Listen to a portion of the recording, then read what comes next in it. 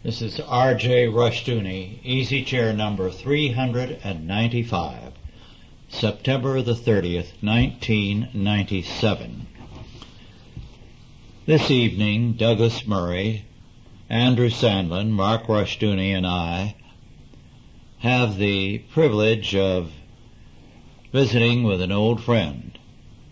Ian Hodge is here from Australia, and Ian has been an active worker in terms of Christian Reconstruction in Australia, has accomplished a great deal there, and this is our opportunity to bring you up to date on things in Australia. Now, to me, Australia is one of the most important countries in the world because of its potential. 100 years from now, it can be a major force on the world scene, given its potential, and if it has the right kind of Christian direction. More than one person feels that way, people who are students of the economic scene and of the natural resources of Australia. Ian, it's good to have you here with us again.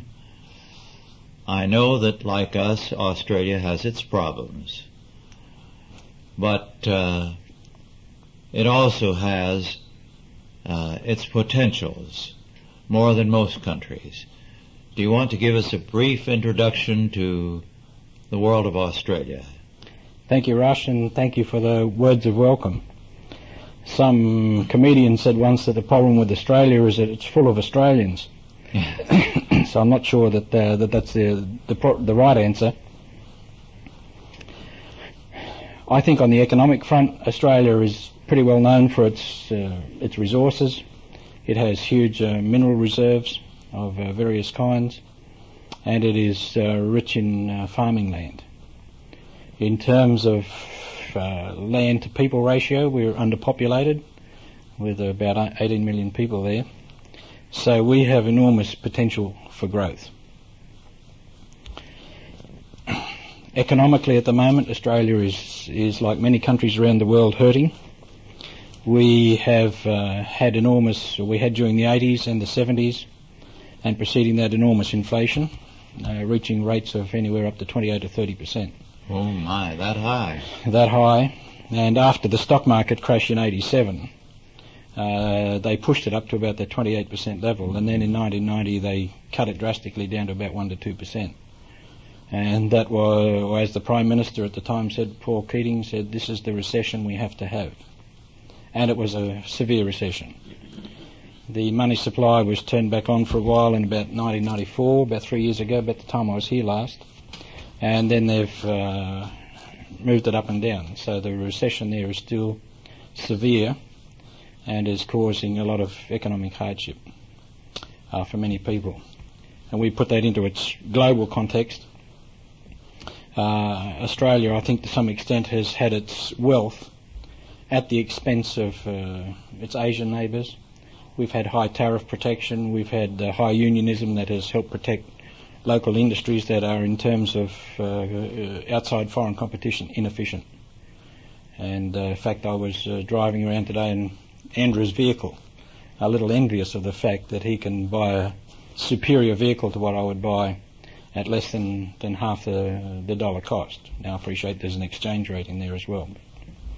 They are the kind of differences. Well, in the current market environment, we're seeing a globalisation of the market. So Australian consumers, are like consumers everywhere, want cheaper goods. So our manufacturing industries are suffering and hurting. Our farming is somewhat devastated by now a fairly lengthy drought that's been around for about 7 years. So huge portions of the country have been declared drought and remain that way at the moment. And then we've had the other difficulties associated, for example, with subsidised wheat from America hitting the market and taking away our traditional markets. So we're in a country that's going through, I think, enormous transition. Well, I think it is interesting that Australia, which is roughly the size of the continental United States, has a population of only 18 million. Now you have to go back to the early years of the last century in the United States to find a comparable correlation, because let's say in the first quarter of the last century, our population was somewhat similar to Australia's, and we didn't have the whole continent then. We did not have the West Coast nor the Oregon Territory. And Australia has all of that in its size today, and with a population that is only 18 million. So its future is a tremendous one if its economics and its religious faith are on keel. Now, tell us a little bit about the church scene there so that we can assess the picture from that point of view. Well, the church scene is one again in transition. We have seen the traditional denominations in the country, which have been Catholic, Anglican, Presbyterian, and the old school Methodist and Baptist denominations have declined somewhat in the marketplace, or at least in the Protestant side of that. The other side of that has been a growth in the Pentecostal and Charismatic movement within the country. However, the number of people in the census that say they believe in God or are attending churches remains roughly the same. And so on any given Sunday, about 20% of the population claim to be in church. Mm-hmm. I'm not sure that it would be that high. I don't think we have enough buildings to house 20% of the population on any given Sunday. So I would expect that our active church-going community is lower than that. In terms of evangelicalism, the numbers would be even smaller again, because we've had liberalism in most of the denominations. The only well-known stand against liberalism theologically has been the Anglican Church, and more specifically the Diocese of Sydney, which has produced some... Bishop Leonard was very powerful there in standing up to modernist forces. Is his successor equally strong? Yes, I think the Anglican Church there has still maintained that stand pretty well. Mm-hmm. But the great complaint about the church generally in Australia, of course, is that it's irrelevant. And I think, generally speaking, that does put the Christian church in Australia in its right position. We have not had the answers to the great issues of the day, either today or in the past, and so people view the church as something that's necessary for baptisms and funerals, and confirmation or something like that, and weddings. Is this because the church has retreated and allowed government to take over some of the functions that the church used to perform? I think that's part of it, Douglas. Our church history would be more aligned, I think, with what's come out of England, and I think we can trace a decline in conservative theology in the Protestant churches in England following the Reformation. We've been fortunate enough in Australia to have Brian Abshire there with us in the past week, and I said to Brian, I think it is illustrative of the situation that if we walk into a Christian bookstore and ask for good Christian books, most of them are coming out of the United States of America. Now that's a generalisation, but I think the generalisation stands.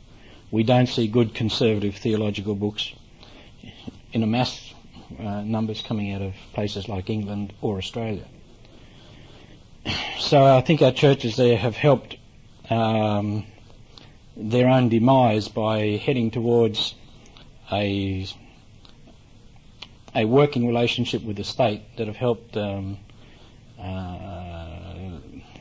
put Australia into a more socialistic framework. For example, most of our denominations, their support agencies would be financed by the government.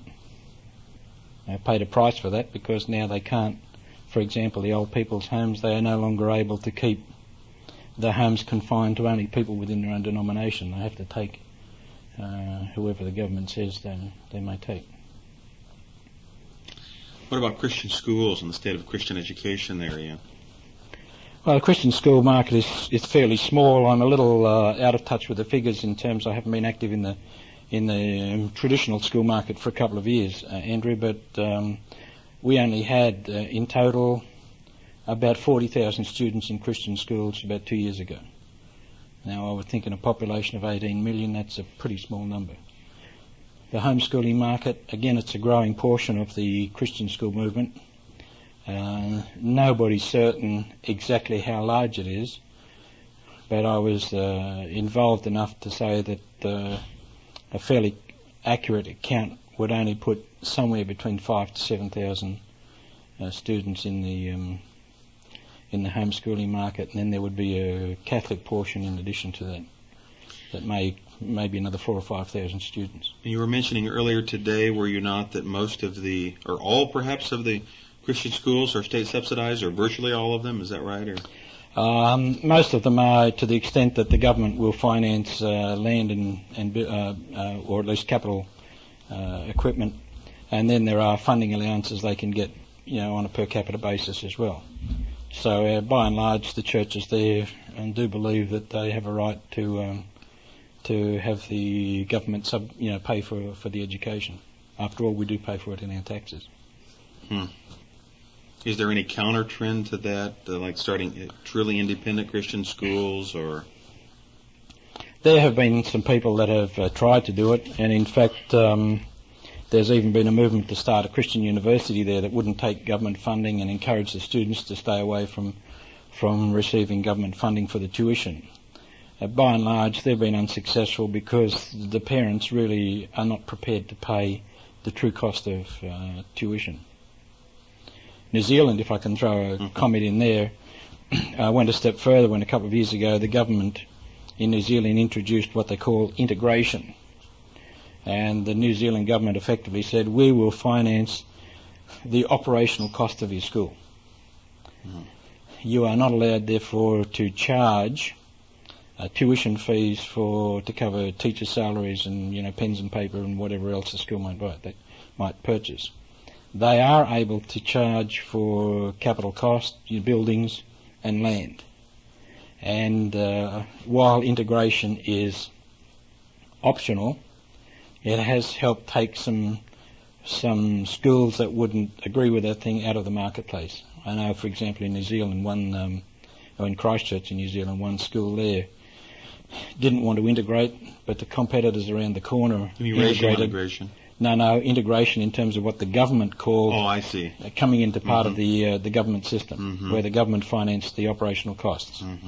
So this school held out against integration. The competitors down the road went for it, and the fees dropped in the competing school from somewhere around the $2,500 mark down to $800 or $900. So the parents, of course, took the choice and went down the road and paid $800 or $900 instead of $2,500.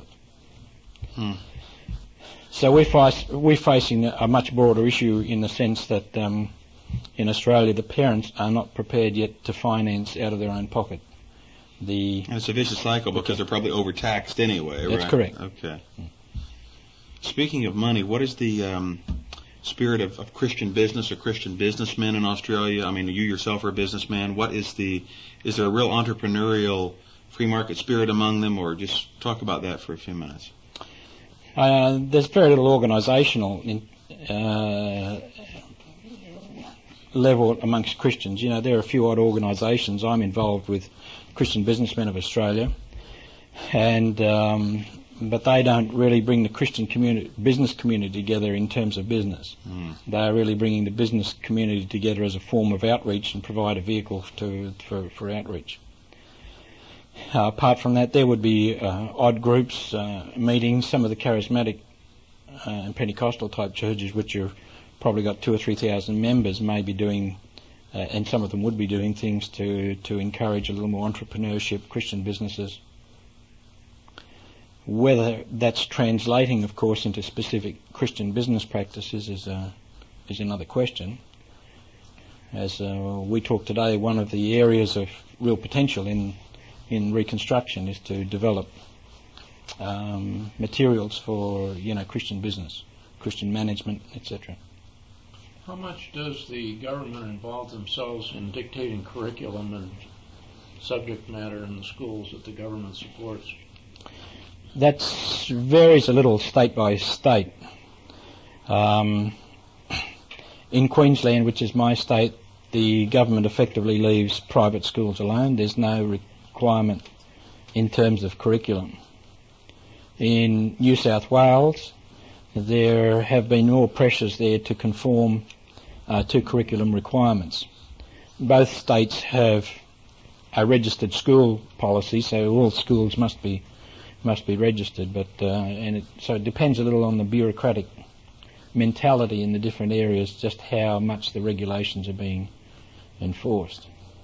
For example, the schools in New South Wales right at the moment are facing the issue of corporal punishment, where that's been prohibited by state legislation, and that includes the Christian schools that have accepted registration status. So in order to maintain the registration, they will have to conform to the no corporal punishment requirement. I noticed when I was in England last, there's not only the socialistic economy, but also a socialistic mindset, even among Christians, that somehow we can't survive without government funding or government benefits. Is that basically true also in Australia? Yes.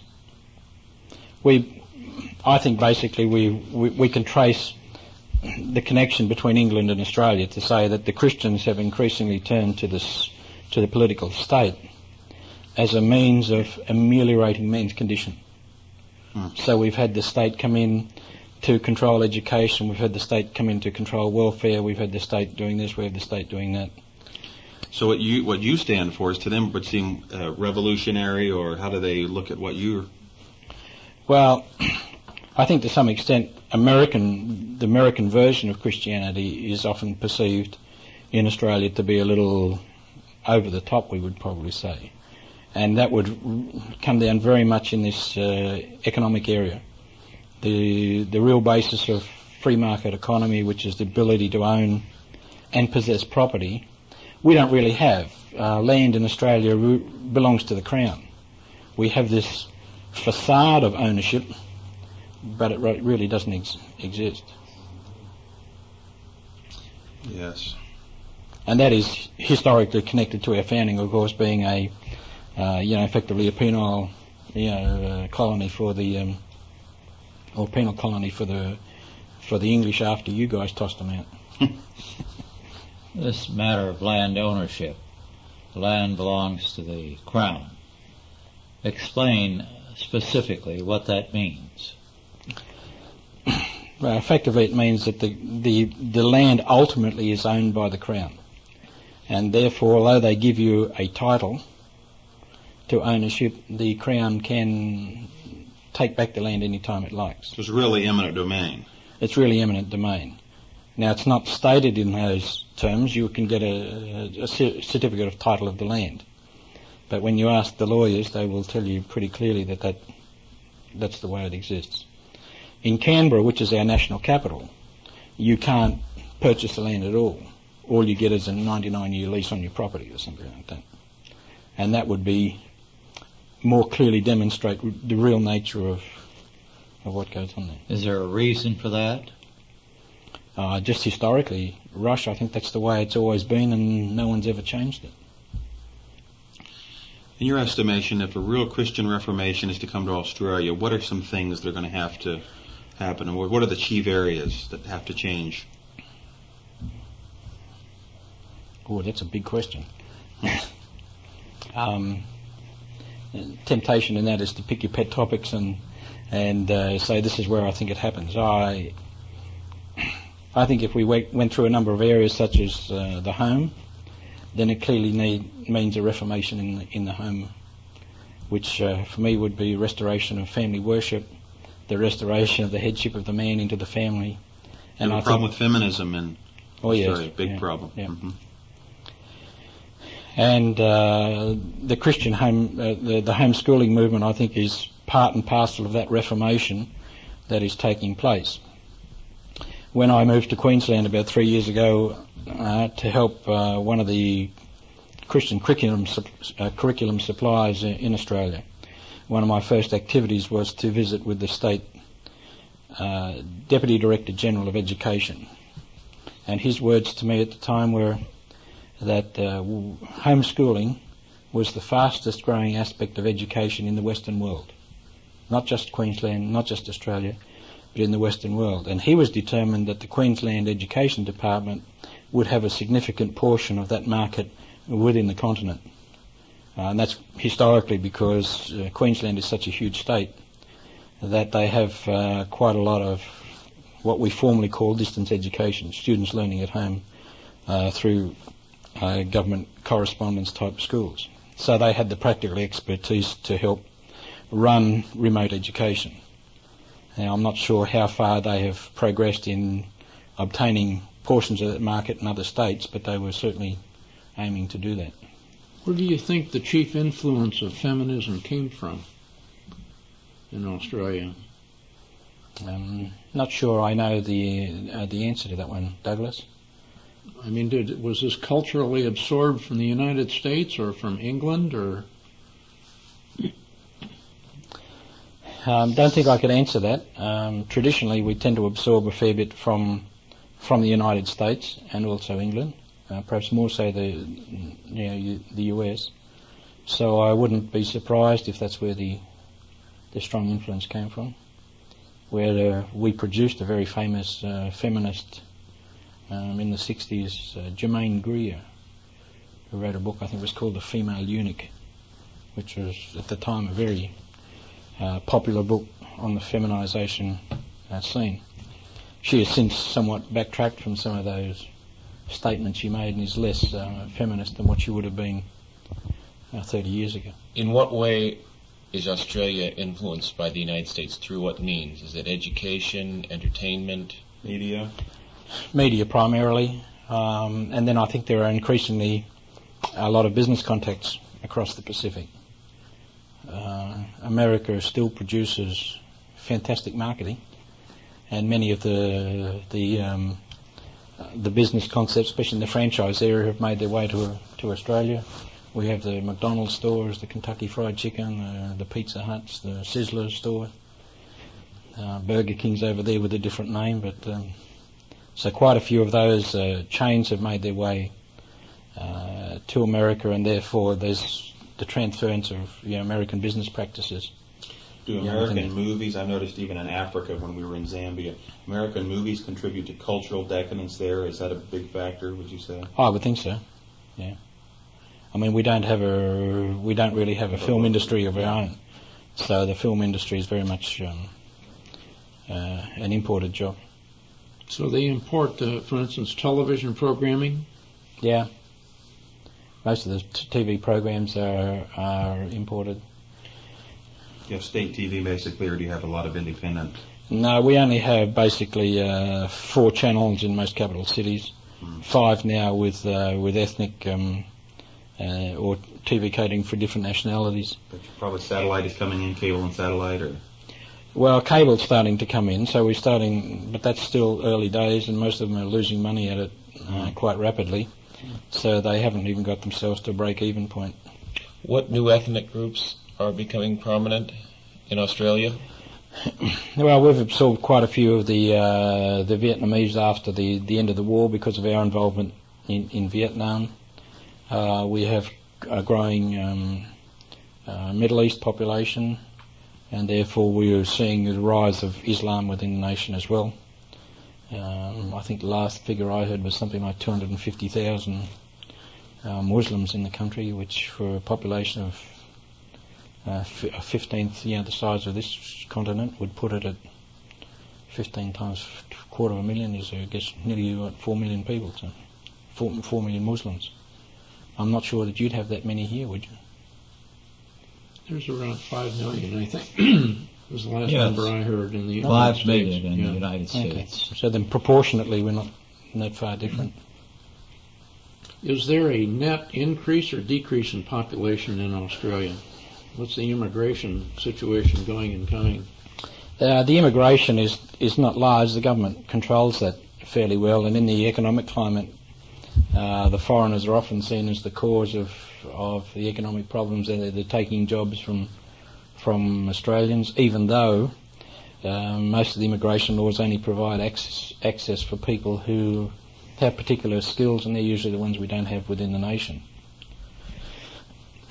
In terms of birth rate within the country, I think we're running at about 2.1 or 1.9, somewhere around that, and we need about 2.2 for replacement. So any growth that we're having is essentially coming out of the immigration policies of the country. Speaking of birth rates, what's the abortion issue like there, and what are any laws against any abortion throughout the 3 trimesters, or what? We have basic abortion laws there, but they aren't enforced. So abortion is one of those issues that should preoccupy people's attention more, but doesn't. Again, even within the Christian community, a large portion of that would accept a woman's right to determine, what happens within her own body. Is the conservative church, like the one basically here, very anti-theological and anti-intellectual? Basically, godly goose pimples, good feely religion? Is that basically an accurate assessment of conservatives? And yeah, that would also be, I think, to some extent, a cultural issue as well. My own feeling would be that, or my own understanding would be that Australia generally is not an overly intellectual type nation. We're more pragmatic. We're more interested in if it works than in ideas. And I think that causes a problem for us in many areas. So we don't have the kind of analysis within the country, for example, that Dr. Rushdoony or yourself are doing. Or even if we move away from the Reconstruction movement and say, you have some very conservative type, political organisations doing economic analysis, political analysis, etc. To go back to your question, Andrew, that you asked on the other side of the tape, which is to do with the areas that need reform. I mentioned the family. We can certainly move into the church in our country and say that I think we need to seriously rethink what's going on within our evangelical churches and especially our Reformed churches. By and large, we are declining in number. And that's really because we have no evangelistic program. Is that conservative churches or all churches? I'm talking now specifically about the Reformed churches, which would tend to be conservative by number, although that obviously can be divided between somewhat liberal and more conservative. But by and large, the Reformed churches are not successful at evangelism. While I'm cautious about using those sort of words, successful with evangelism, I think there is a place that unless we grow, we decline. And we are certainly declining both in numbers and influence. I think there are a number of reasons for that, and I think, the type of men we're attracting into the ministry are not the type who are good at going out, knocking on doors, meeting strange people. They're more pastoral type, etc., and things like that. But that's an area that clearly needs to be addressed. Our Christian schools, which are often attached to the churches, again, while we say we have Christian schools, I think we have a long way to go in the development of a Christian curriculum. Most of the specifically Christian curriculum that came into Australia in the last 20 to 30 years would be American in origin, and there would be a very selective process in taking portions of it and leaving portions of it out. For example, the more conservative economic materials that often come attached with the school curriculum curricula out of America would be omitted from the traditional classrooms. Why would Australia want to absorb curriculum from the United States? Why not either generate its own or recognize the fact that America's educational system public education system is failing and go in a different direction? I think, as a generalization, the socialism tends to inhibit entrepreneurship, which is what you need to develop something new. So I don't see in our country the same kind of entrepreneurial get up and, create something new that I would find in this country. You're talking about the church. Now can we move on or continue talking about the church and then maybe outward from the church what's needed for Reformation? Well, if we go out from there into the business, clearly the business area is one enormous potential for reform, and I would think that remains true here as well as my own country. Both in terms of, products that are being, brought into the market. We have the same kind of pornography heading into the country that's produced here, to be on the one extreme. But then there's the simple fact of human relationships that go on so much in a business. How do we create an environment for man to fulfill the gifts that God's given him in a way that becomes meaningful for the person without the rather difficult, politics that often go on within a business organisation. And even the many Christian organisations I know of are beset with the same kind of problems. But again, I think that's the area of opportunity for us to develop specific Christian answers to these areas. What does it mean to have Christian management? How would we work that out in practice? Some of the more conservative Australians that I've met have come from the far west. Is that just an accident, or is there a difference there? There would be a difference there, Rush. The 2,000 miles of separation and virtually nothing in between means that the people over there tend to be less influenced by what happens on the east coast. But in terms of population, the whole of Western Australia has about 1.2 million, something like that, 1.25 million. So it's statistically not that significant in terms of Australia generally. Which is why the people in the West actually would like to secede and start their own nation. But what about politically? Is the political situation there somewhat analogous to the U.S., where you have a sort of a moderately conservative party, and then you'd have a multi-party system? Mm-hmm. Is that right? Is there any Christian influence in politics, or? Well, we have Christians in politics, but I don't think we have Christian politicians. Politicians who would really stand up and say, these are some of the issues. The obvious areas, abortion would be criticised from some quarters. We recently had the Northern Territory, which is still under federal government control to some extent, passed a law legalising euthanasia. And there were movements in the federal parliament to pass a law, which they did, which prohibited that law remaining in force. So there are odd samples of it. But if we took the generality of what the politicians do, which is down to economics, we really don't have a Christian view within the nation. Is there a recognition among the Christians for a need for this, or is there just sort of an apathetic spirit about it? I think by and large, because our political system is much more influenced by the party structures. I don't see in our nation the same independence amongst politicians, say within our Liberal Party, that I would see here amongst, say, the Republicans. And certainly, as one state politician said to me some 20 years ago, when I asked him, why he didn't vote against certain issues, his response was, Ian, I can only cross the floor so many times. So he would lose party endorsement, which would be necessary to stand on the party ticket. Now, what we are seeing is the rise of more independents, independent candidates, but by and large, they're still not statistically significant to make a difference.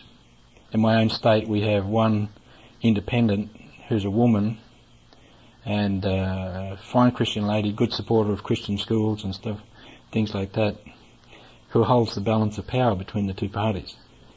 So whichever way she votes is the way that the legislation goes. In New South Wales, they had, in the upper house, they had Reverend Fred Nile and his wife, who similarly held a balance of power there and could make a difference between some of the issues. And in some cases, they have been able to stop, some bad legislation going through, or at least, water it down to a more tolerable level. What's the situation with inheritance of property from father to son or intergenerational? We did have inheritance taxes at various levels. Most of those have been abolished, and whether they remain so, I guess only the future will hold. But right at the moment, the inheritance laws are very generous for us, providing we have a generous inheritance, I guess. We talk about you and your ministry. I know you've told me, Ian, that for years you've published a newsletter. What are some other things that you and your ministry are accomplishing or trying to accomplish there in Australia? Well, we haven't done really much more than that, Andrew. Our real ministry has been more a vehicle for bringing materials in from America, such as the Chalcedon materials which we distribute, and things like that. We've also taken to Australia a whole series of Reconstructionist men to lecture across country and in various institutions. And I think that's been an important factor. I think, our big problem there is that we have no full-time staff at all, and so anything that gets done is done on a part-time basis, and since I'm pretty well driving whatever happens, if I get preoccupied in business or something like that, which I tend to do from time to time, not a real lot happens. As I said, we've just had a conference there in the past week with Brian Abshire, and that was really as the result of encouragement from other folk, subscribers who were feeling a little neglected over the time, because our previous conference was 5 years ago when we bought Rush out for our 10th anniversary. So in your estimation, what are some practical things that Christians can do, whether here or in Australia, to put into practice the ideas that Chalcedon is disseminating? Well, it's a little hard for me to talk about this nation here in the United States, but certainly in Australia, I think we still have got to get our foot on the first rung of the ladder, which is really having people being prepared to listen to us. And I don't think that comes from shouting our message louder. I think that comes from building the necessary relationships in such a way that people will give us the time of day to maybe hear what we want to say. In other words, deserve to be listened to in the first place. Mm-hmm. I also think that there's a pragmatic side of that, in that in order to move people from where they are to where you want them to be, you have to find out what are some of the issues that they're prepared to listen to. And maybe, for example, the free market economic issue isn't the one that we should be concentrating on. We need to find out what the strategic issues are, you're saying. Yeah. And I think maybe for us that may even come down to simple things like, how do we have the existing evangelical Reformed church, which some of us have become part of in the Reformed community, how do we influence that so that it can become a growing force? And that may be just practical little steps like helping with evangelism to find out ways to do that, or how to train the pastors a little better, perhaps to teach a more comprehensive message from the Bible, to the people in the pew. So you support the technique of working within existing structures for the most part, or whenever possible? Well, about 10 years ago, a little longer, in the mid-'80s, I struggled with the question of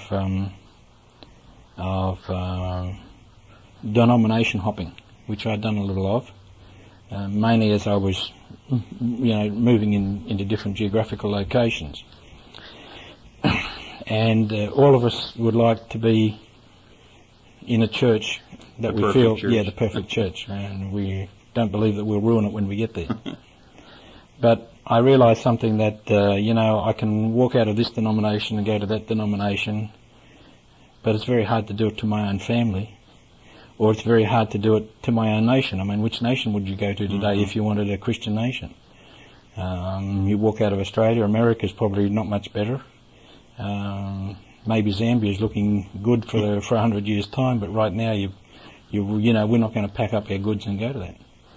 So I realised that at the end of the day, to be a reconstructionist, you have to stay there and learn how to reconstruct the place that you're in, and that takes time.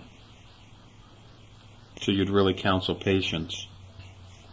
I'd counsel patience and a lot of it. One of the things I appreciated the fact is that it took me maybe 3 to 5 years to work through the issues that moved me from where I was to basically what I'd believe as a Calvinist. And I came from a non-Calvinistic background, and many of the people we're talking to, even within traditional Reformed circles, probably don't understand Calvin's institutes any better than the non-Calvinists. So we have a terrific gap between where they are and where we'd like them to be. And they're not going to shift overnight. None of us have.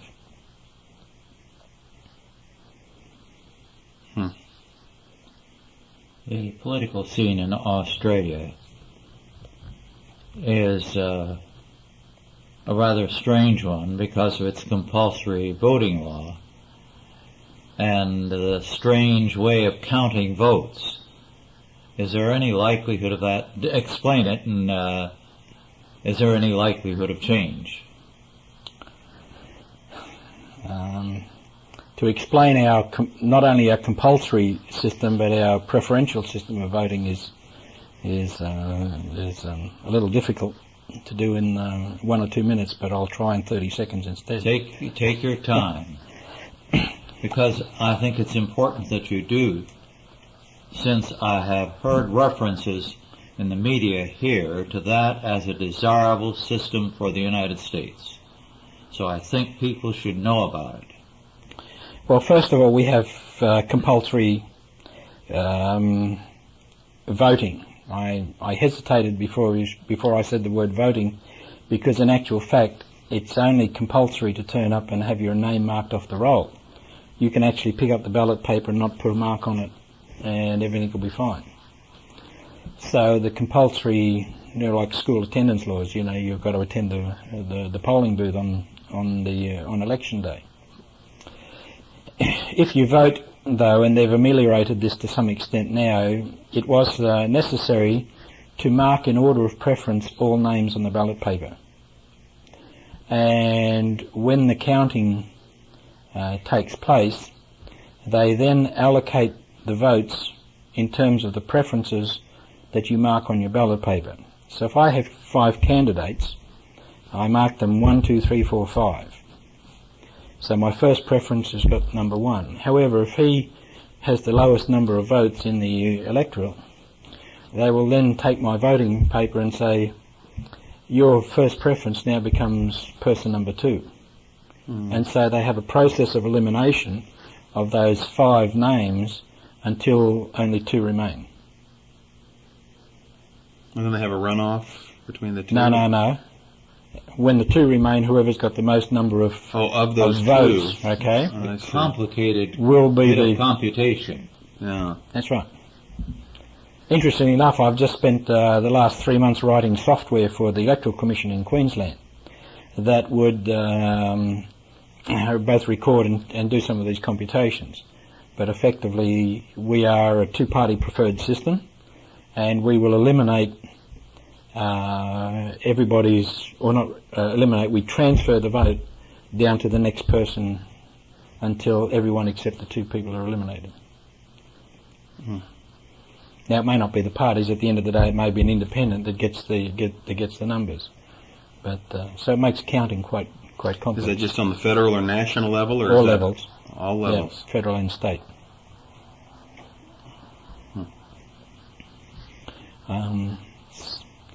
Your system here of non-compulsory voting, of course, is entirely different. When you say they want to change Russia, is it compulsory voting they want to bring in, or is it the preferential system? I've heard references to both. If it were compulsory voting, a very large number of people who are welfare people, drifters, and the like would vote. And they would vote for whoever offers them the most. So it would have a shattering effect on the entire structure of this country. Well, I guess the real question here would be, under your system of non-compulsory voting, who does the voting? Yes. And I guess some of the poorer classes tend not to turn out. Exactly. That would be a guess. That's right. Yeah. Just like the poor, the poorer your politicians, the poorer your government. Well, the poorer your voters, the poorer the result on election day. And their liberals are constantly upset that conservatives have a better turnout at polls. People who really care have a better turnout. So their idea is if we get more people out, things will go our way a little more easily. Yes, that's an impetus to a change. And one of the things that has happened in Australia is that a basically conservative country moved rapidly to the left when it adopted this type of voting. Because Australia was a rather conservative, old-fashioned country before.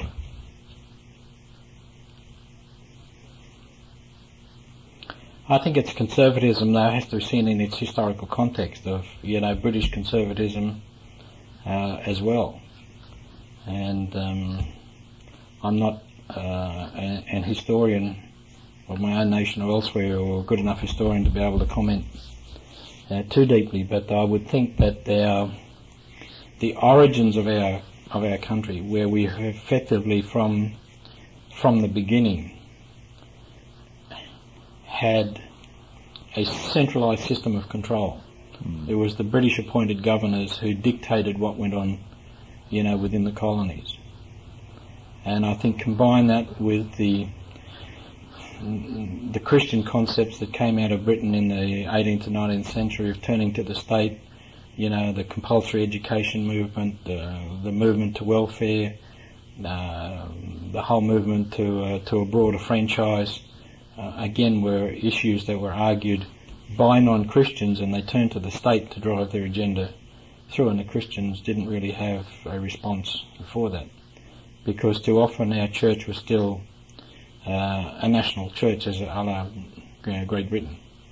And many of the issues, for example, I spoke the other day on education in Australia, and was quoting some of the people who saw last century that the rise of state education would make it very difficult for the Christian gospel in the country, and it has.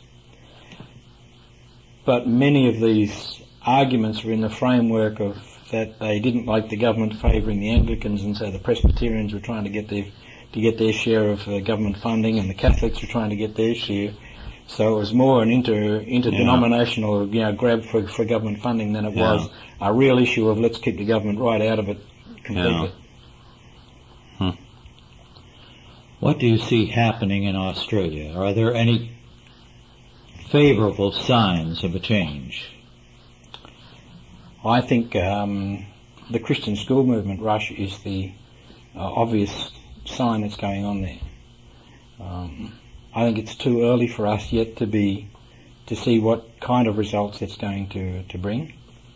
But if this country is any indication where you've had it for a longer period of time, then I think out of that we will start to see a different character in the young men and women that we produce out of the Christian school movement. And I think that's our hope. Certainly your family is evidence of that. And Matthew is remarkable, your oldest. He's a sign of a very different coming social order. Well, the encouraging thing is, Rush, that he's not the only one there. There are, maybe good. a handful of them that young men still in their teens. They're reading your books. They're reading books by other good conservative Christian scholars. They're even reading Calvin's, commentaries and things like that. And these are, young men, as I say, still in their teens who are reading material, for example, that I never knew existed until I was in my 30s. And I think we're going to produce, a number of superior, men for the future. Earlier this year, just a couple of months ago, we had from Australia a friend of yours, Nicholas Aroni, a graduate student. Brilliant. His thinking is tremendous portent of the future for Christians the world over. And it's exciting to see men like that coming forth, even in an otherwise dark scene. Well, we have some good men there, and as I say, they've been working for the last 20 or 30 years in some key areas, but we're not large in number. That's probably proportional to the influence of conservative Christianity within the nation. So I still see that evangelism has to be one of the keys to our...